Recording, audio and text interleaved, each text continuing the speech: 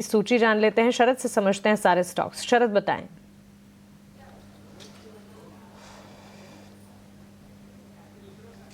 जी बिल्कुल, देखा जाए तो सबसे पहले जी पे नज़र रखेंगे। लगभग 2200 करोड़ का फंड रेज आने वाला है। प्रेफरेंशियल अलॉटमेंट से प्रमोटर का स्टेक जो है बढ़ जाएगा 18% तक, तो स्टॉक पे नज़र ज़रूर रखिएगा। एशियन पेंट्स यहाँ पे बात करें तो रिलायंस ने ब्लॉक डील्स के जरिए जो है 0.88% स्टेक की बिकवाली की, जिसका कुल वैल्यू 1900 करोड़ रुपए का आता है। अब ओवरऑल रिलायंस का स्टेक 5% से घटकर 1.3% स्टेक हो गया है। बाइकॉन की बात करें तो 4500 करोड़ का QIP लॉन्च हो गया है।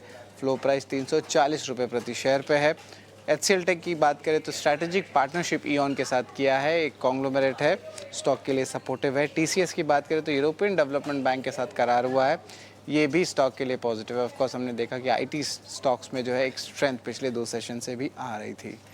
केल्टॉन टेक सोल्यूशंस, यहाँ पे देखें तो बोर्ड ने अप्रूव कर दिया एक नया फंड रेज, 70 करोड़ का लगभग वारंट्स आने वाला है। प्रमोटर यहाँ पे फंड रेज में पार्टिसिपेट करेंगे और सब्सक्राइब मेजर पोर्शन करेंगे, जिस तरह उनका स्टेक कंपनी में बढ़ेगा।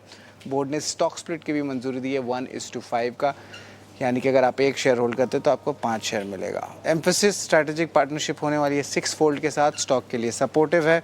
वही NTPC में जून 21 को फंड रेज की जो है विचार होने वाली है, तो उस पर भी नज़र रखिएगा। और हमारा आखिरी स्टॉक वो है ONGC। यहाँ पे गैस लीक कंटिन्यूज करता है 5वें दिन असम ऑयल वेल पे, और कंपनी ने एक क्राइसिस मैनेजमेंट टीम को भी डिप्लॉय किया है। तो इन स्टॉक्स पे आप नज़र रखिए, यहाँ पे आपको एक्शन दिखेगा। ठीक है, शुक्रिया शरद, ये 9 के 9 शेयर बताने के लिए जिस पर आज नजर रहनी चाहिए, और इन शेयरों में तगड़ा एक्शन दिखेगा भी। रोज हम ये 9 शेयर आपके लिए छांट कर लेकर आते हैं। चंदन जी, आखिरी स्टॉक तो खैर ONGC की बात की शरद ने, लेकिन इसी स्पेस से अगर हम बात करें, IGL में कल हमने बड़ी शानदार तेजी दिखी। IGL भी चल रहा था, MGL भी चल रहा था।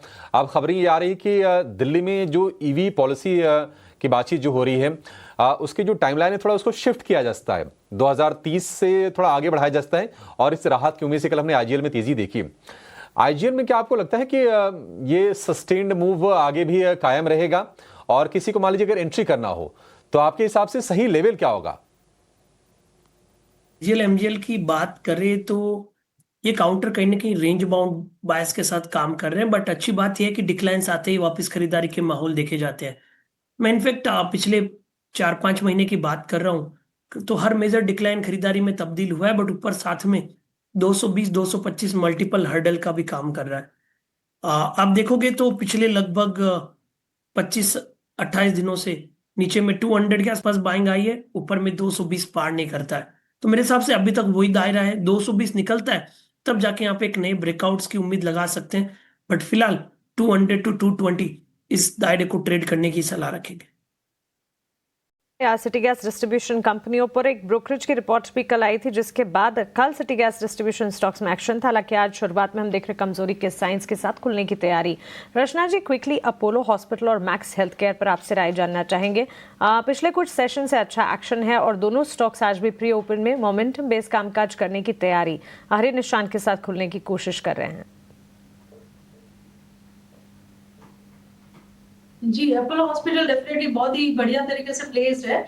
7125 के करीब इसके फ्यूचर्स ट्रेड कर रहे हैं एज ऑफ नाउ, और यहाँ पे जब तक ये काउंटर 6980 के ऊपर बना रहेगा तब तक यहाँ पे every dip would be a buying opportunity. Upside पे इसमें स्पेस अवेलेबल है जो इस काउंटर को 7250 एंड इवन 7300 प्लस पे लेके जा सकती है इन अ वीक और 10 डेज ऑफ टाइम।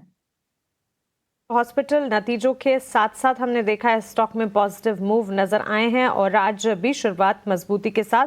और मैक्स हेल्थ केयर में जेफरीज की एक पॉजिटिव रिपोर्ट और रिपोर्ट का असर लगातार स्टॉक में हम देख रहे हैं पॉजिटिव मोमेंटम के साथ कामकाज देखने को मिल रहा है। 7250 7300 तक के टारगेट्स अपोलो हॉस्पिटल में एंटिसिपेट करने चाहिए। लेकिन